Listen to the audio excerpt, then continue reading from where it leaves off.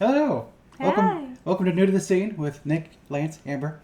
So we're on our continuing trek through The Last of Us, keeping episode by episode. We're now on episode 5, Endure and Survive, which came out on Friday instead of a Saturday or Sunday, so they're not Thank you, Super Bowl. So they're not competing with the Super Bowl, which is nice. I don't have to drive in Super Bowl traffic to come watch something I actually want to watch, not the Super Bowl. I am not a sports fan. You don't like the sports ball? No. I don't. Really? I'm not a fan of American football. Go local sports team. Yeah, defense or whatever your little thing is over there. The second the Saints were out of the out, we just stopped caring. To be fair, we haven't really watched much of the Saints games in the last 2 years. Something about kid. Yeah. So with these, we usually just kind of hop pretty much into, because I mean at this point in time, You know what you're getting into. Go watch the show. We're in episode 5. We're going to talk about episode 5. So be ready for like, oh my god, I can't believe they spoiled a thing. We're not going to be talking about the games past this, so that we're hopefully any future plot points will not be ruined. But this episode, we assume you've seen it. Yes. And I guess we'll see. Let us know in the comments if it destroyed you, because I think only Amber would be... Amber, let us know in the comments below that you got destroyed by this. Yes, don't worry. And if I start sobbing uncontrollably at any point during this, I do apologize. I don't think I'm well yet. She's got her tissue ready and everything. I came prepared for this discussion. Or it's like with the Bill one, I got teary-eyed. This one did nothing for me, because... So, I don't know. I think it's from watching Walking Dead. Where they would introduce characters and you're like, don't you love this character? I'm like, I do kind of love this character. And they're like, well, they're dead. Fuck you, they're dead, okay? I'm like, okay. That's kind of devastating. Well, how about this new character? This new character's pretty cool and interesting, isn't he? Like, oh, he is pretty interesting. Well, he's dead now, too. Well, at least with The Walking Dead, it was like, hey, you like this new character, right? And it's like, yeah, I do.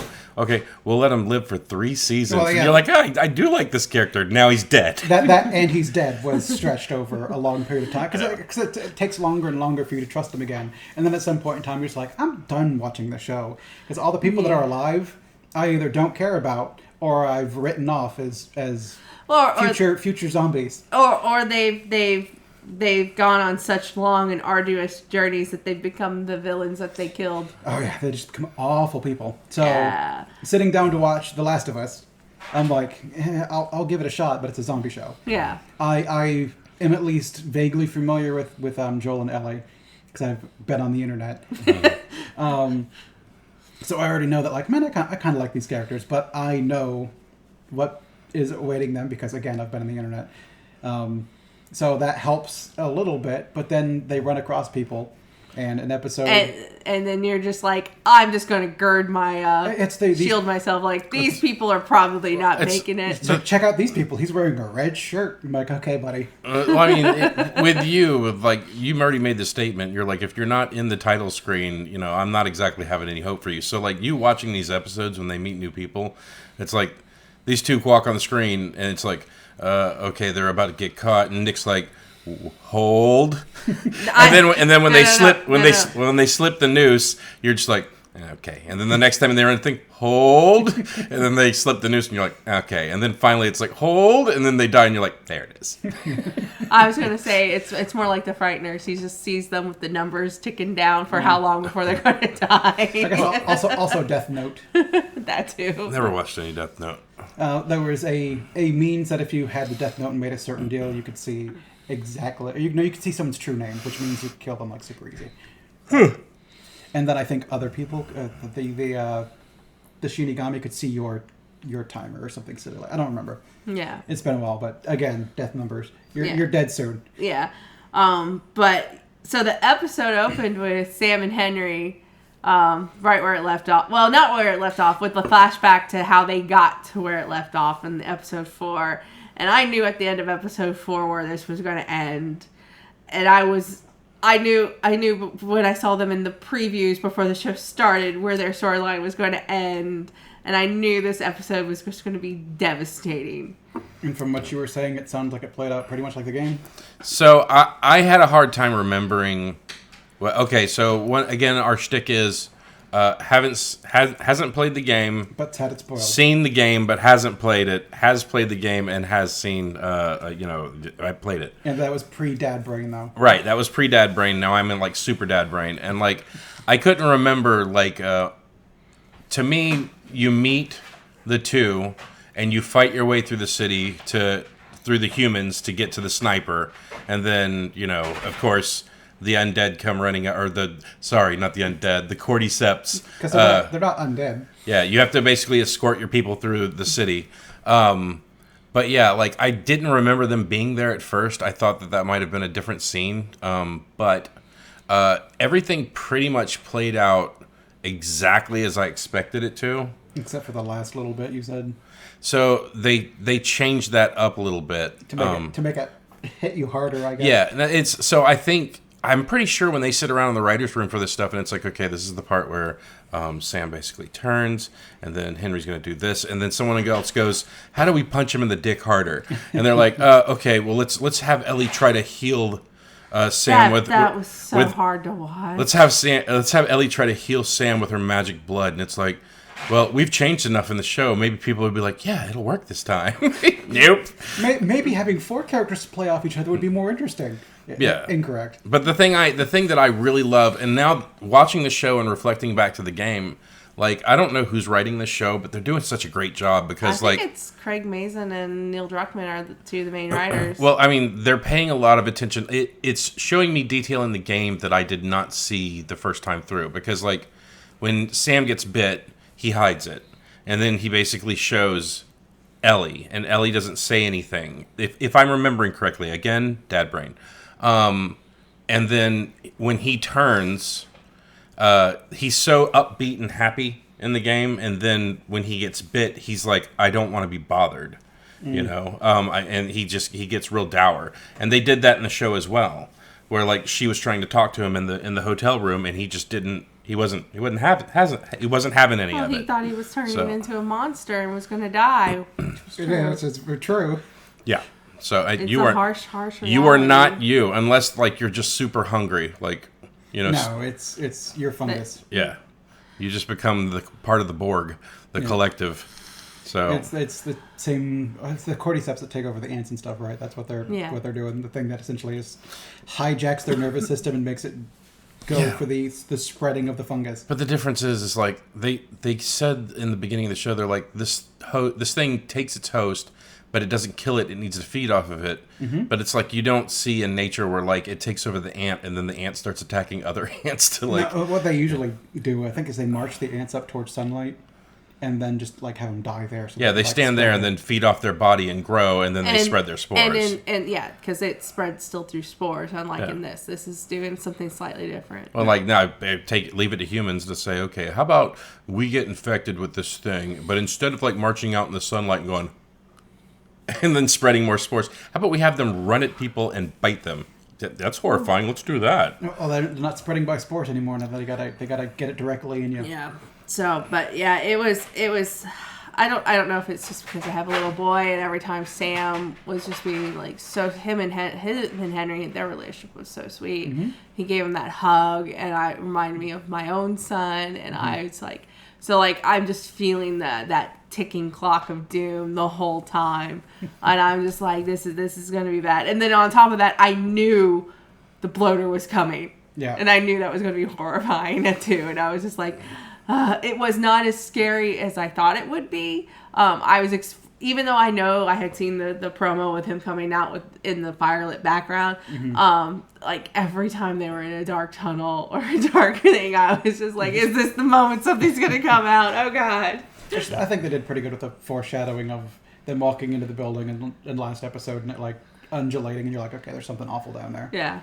And them just being like, let's ignore it. Yeah, because that's a good leader. Because my brother died, and no one else in this world has lost family. Yeah. Well, I mean, she was... Oh, God, yeah. She sucked. Oh, yeah. There's always a reason to, like, super hate the bad guy, She's like, well, it's like, she could...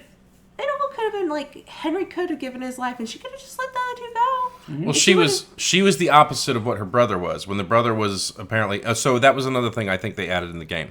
that whole storyline with her and her brother they and never, Henry. They never did the leadership of that. And Henry being a rat, like none of that was in the game. I don't know about that part. I think he might. I think he did have connection to the.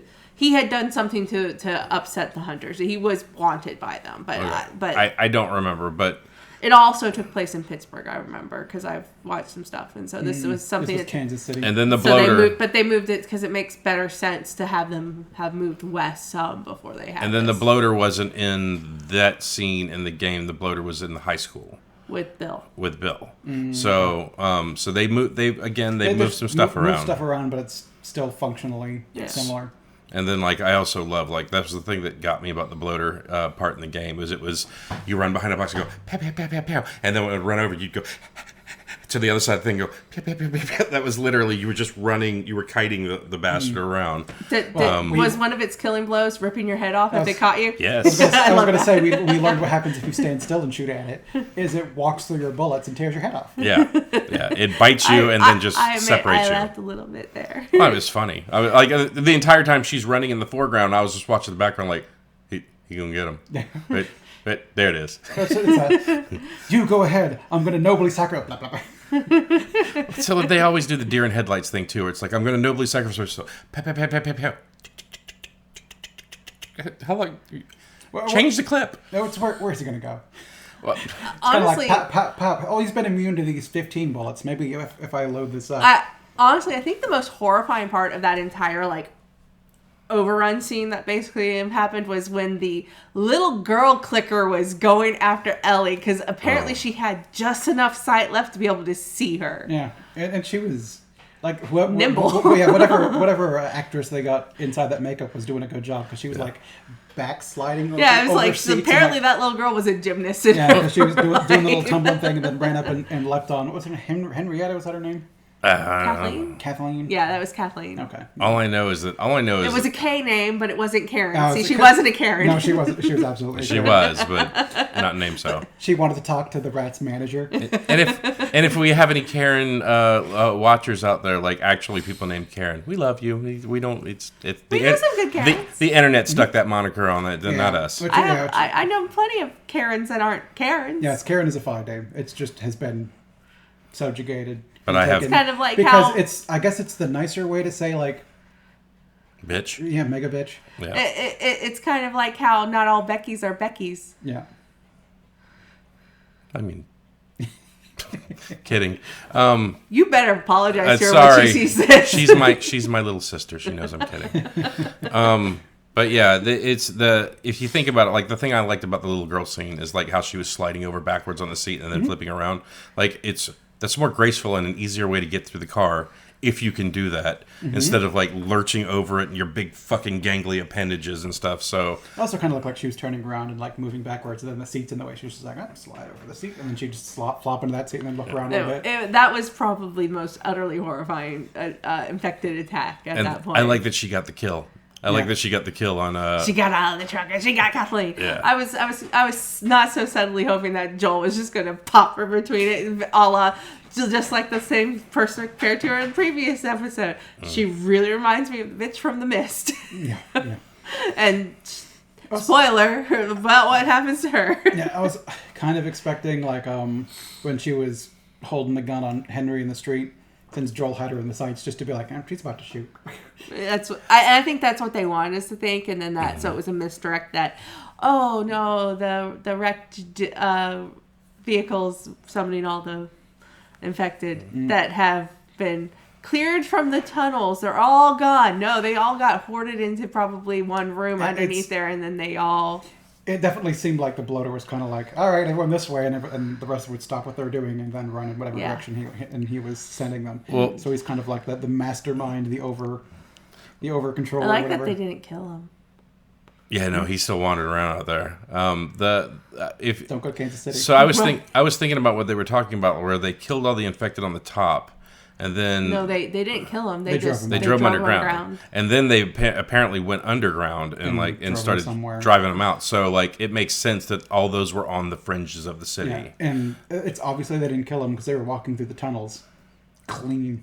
no blood, no spores, no nothing. Mm-hmm. Yeah, because I was really looking for like any sign of like the mold on the walls or anything. I was looking for like they came through here and cleared stuff out. Yeah. But even when they went to that school or whatever it was, there was nothing. It was not like no blood on the wall, no nothing. Yeah. People just left. So if I remember correctly about the school, and this is particularly spoilery, so I won't say anything. I won't say anything. Just from the game. Just from the game. I remember that there was something that happened in a school scene, but it didn't happen here, so I don't know if maybe they'll move it. Well, see, I don't know if they're like basically kind of jamming that concept in, or either to kind of set you up for the punch later, or just kind of get you used to the idea that there are people who just went straight underground and became fucking mole people after the infection broke out. The only thing like in the underground like little dwelling that was like part school, part obviously like underground dwelling for people.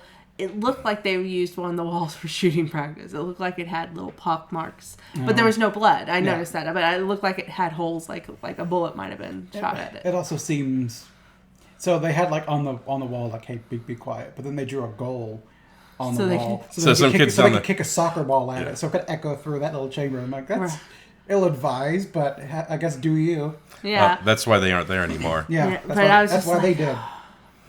Well, I like. The whole time, though, every time a gun went off, I was just like, oh, God, something's got to hear that.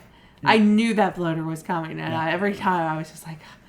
So, there was the one scene where Kathleen is in her old bedroom. Did you guys give a shit about that scene at all? I think they were trying to make you empathize more with her, but not really. So, I think she suffers from the Negan effect. It's like... They have lately been trying to make you more empathetic to the bad guy, to show that the bad guy has a reason other than the fact that he's just bad. Well, and Negan was so over the top that I think that they have to kind of back end it in there now to say, you know, people aren't just mean because people are mean. Well, I mean, in a way, I think they're trying to do this whole thing where, and it's a true statement.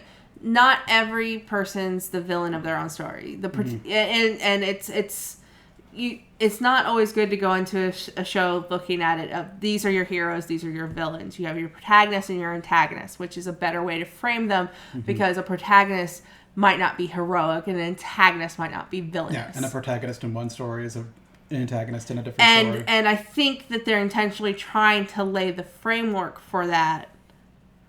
So that way you can, because you need to view every character in both lights. Yeah, and I'd have something to say about that, but that's about the game, so I won't mention it. Yeah, I know what you're doing there. But it fell flat for Kathleen. I think weirdly, what was his name? Perry. I think hearing more from him might have worked a little better. The second in command. The guy who was like, "We'll follow you." I felt it more from him. And that's not like knocking Melanie Lipinski, I think is her name. Yeah. She was great in the role. Yes. She was very believable that she was so overcome with grief. But it's that tenor of if you've basically gone crazy from your grief, I can't empathize with that. No, and especially since it happens to everybody. Yeah, and I'm sure if I were in a similar situation, that could easily happen to me if it was the right person. And so I get that, but I can't empathize with that. I could almost empathize more with Thanos in Infinity War, which was a similar thing that they did. It was in Infinity War. They were trying to show you, the story followed him almost more like a protagonist at times, rather than the villain, even though he was the villain. Yeah, it's because she was kind of like, you tracked down you turned in my brother, and he got killed. So now I'm going to kill you and your kid. Well, you're your son, or you're not your son. You're a brother. I mean, he had leukemia. He was going to die anyway. Fate deemed it. So I'm going to bring up fate. Yeah. About like, well, maybe it was your brother's time. Yeah. Not only that, but it's like they made her. You were not sympathetic with her character only for the fact of she walked into a building and saw the floor bulging. She knew what it meant, and she's in command of people, and she ignored that to push her people further on her personal vendetta. One kid who literally was culpable for the death of one person. Yeah. And her brother had told her forgive. And so maybe the purpose of that scene was to make you laugh when the child jumps on her face and starts biting her. Yeah, I know. It's like I like I said, it felt I just could not get. I didn't have empathy for her. No, I didn't have empathy for her either. I feel like they could easily build up things for people to be empathetic, but I don't feel like not there. Kathleen is too much of a throwaway character, unfortunately. Yeah, and she's the villain of a group that's going after Joel and Ellie right now. There's no stakes to her character long term. Even like very briefly, Henry mentions that like essentially you had the Fedra people in charge, like doing what they will and doing all sorts of offensive words that I'm not going to say on YouTube to everyone there, and then they got overturned by the people that were going to do the exact same thing, but now they're in charge. Yeah. So automatically you're like, well, now she's just the leader of the new Fedra. And the opening thing with her people was them seeing a car drive through the town, and they're going to do the what's the thing from Get help. Yeah, the get help one. Yeah. The get help maneuver. Oh, get help. Yeah. Yeah. It was. The episode played out pretty much exactly how I expected it to. Like I said, I think they did squash some stuff together here and there, but this, in my opinion, just my opinion, some of the storytelling of this show has been a masterclass in like how to really sell the characters, how to make you really kind of root for them. We all know, for the most part, that if you're not in the title scene, you're probably not going to get very far. But they do know how to tug on the heartstrings. As soon they were like, even though I know you weren't particularly like crying over them, like the guy who played Henry. Oh, they did so good. He was, oh my god. Like that scene was great. And then like the kid playing Sam, he was so good. They were both. And Sam was not deaf.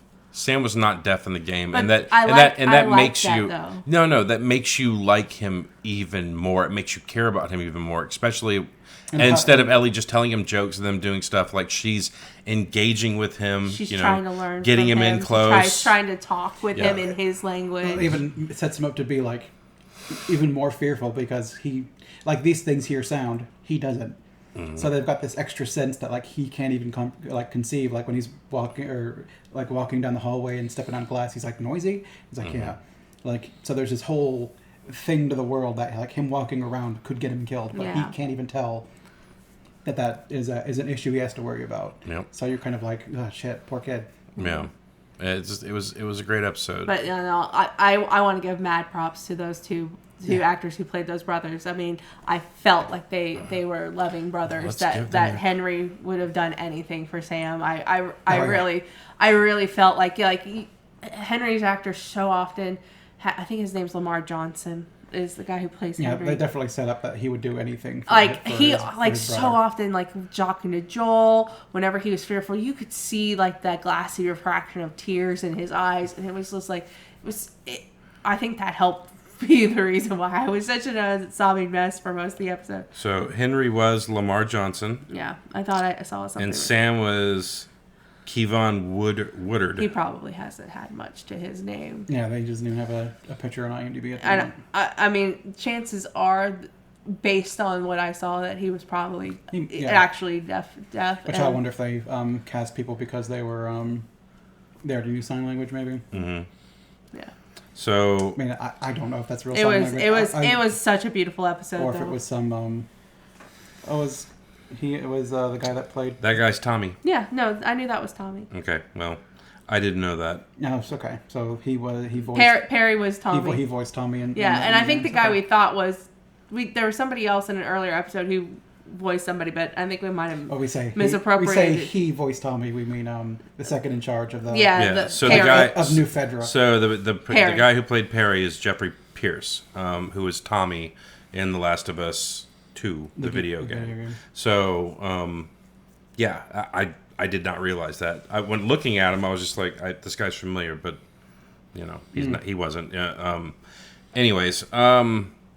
We wanted to give Sam and Henry a shout out on our channel that people don't watch. Yeah, for knowing as how doomed they were. I could still recognize they were good characters.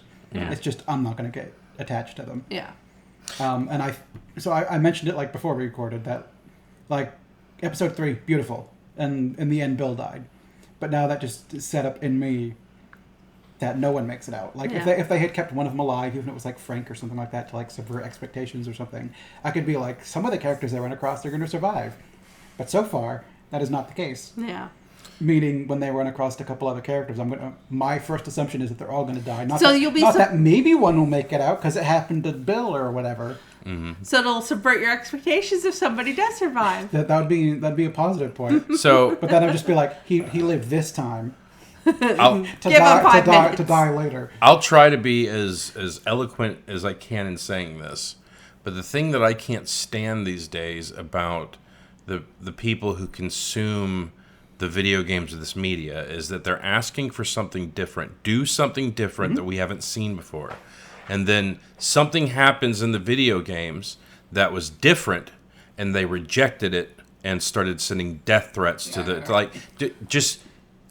that's as far as I'll go with it. It's as far as I'll go with it. I'm just saying. It's a vocal minority, but they're very loud. But the only reason I'm saying that, well, I mean, everyone's going to. No one wants to hear like the story where it's like, oh, I got up and I prayed this morning and I ate some breakfast and I went to bed. No. Wholesome story. I got up this morning and I squeezed one out and then I went over there and I punched this kid in the head. People want to hear fucking shitty stories, but the reason I said that is because you're already set up. You're a person of the internet, so you already kind of know some stuff. Mm-hmm. But like, had you not been a person of the internet, with the way that you're watching the show right now, it would have given you a left hook.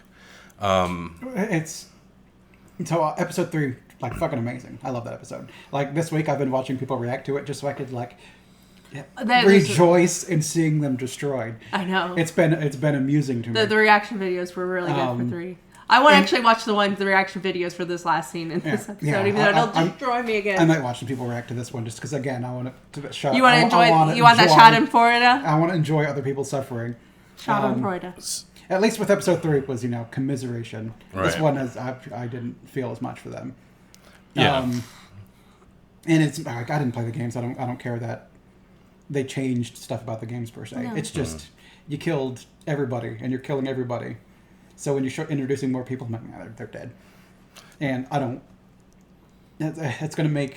At least it's only 10 episodes. It's not like I'm trying to get through Walking Dead. So I was going to call you a sick bastard for watching that episode and kind of like reveling in people's pain. But that's the reaction, I guess. But I did the same thing with the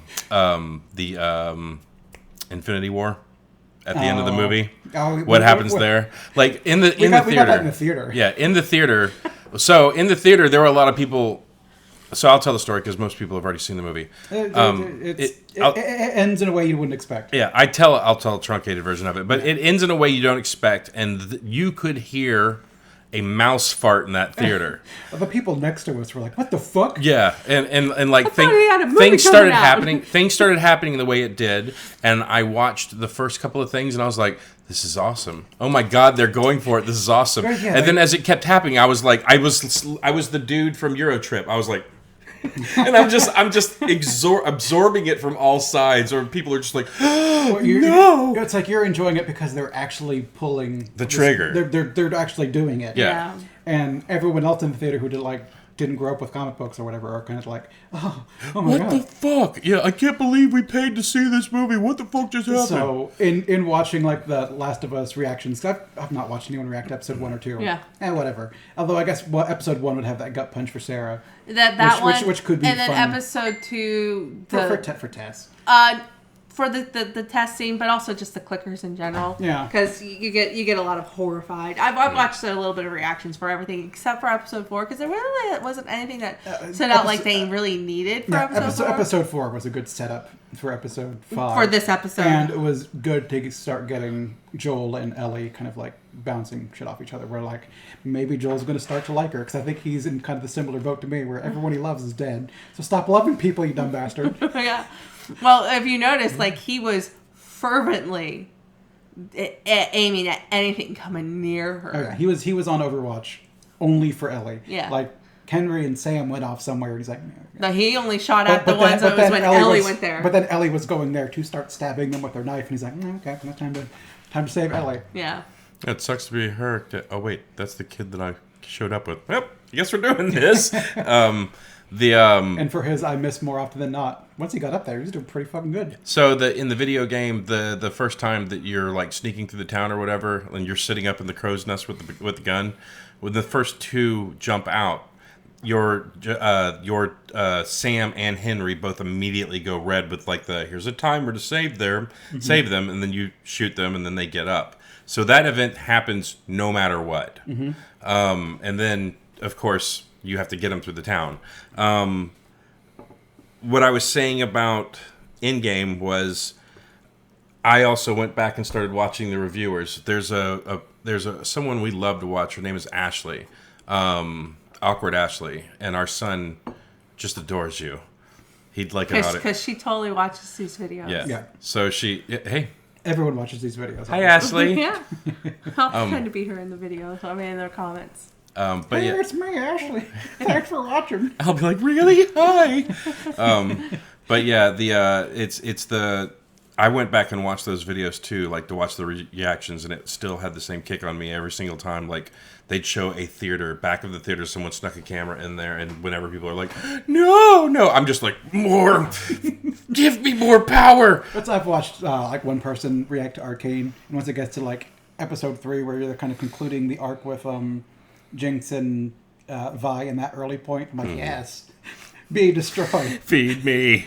But yeah, I need your emotion. Yeah, that. Oh my god, that's so beautiful. One more scene that I kind of like to point out that I thought was pretty good was Joel gets to the tower, points the gun at the guy, and he's like, just please put down your gun. Yeah. It ignores for like an hour. That's all you got to do. It's like, don't do it. And you still see like Joel doesn't like shooting people, but he's gonna. Yeah. So I think. So I okay, I'll agree with you and disagree with you only on this point. He was like, put the gun down. We'll walk away for an hour. Then he had to take the guy out anyways because I think the sniper knew that he had already called the girl, she's already on the way. Yes. So he's like, I have to take them out or I'm fucking dead. So that guy was in a position of I can kill the sniper and fucking live, or I'm just gonna fucking die when they hear the radio go off. The dude with the gun knew he was fucked.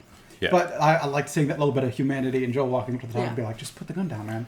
They do a very good job of showing the nuance gray of Joel. Where he's still there. He doesn't want to shoot people, but he's going to. Yeah, but he is the Grim Reaper. So, just saying. Well, he's the playable character, so even if he dies, you just reload last checkpoint.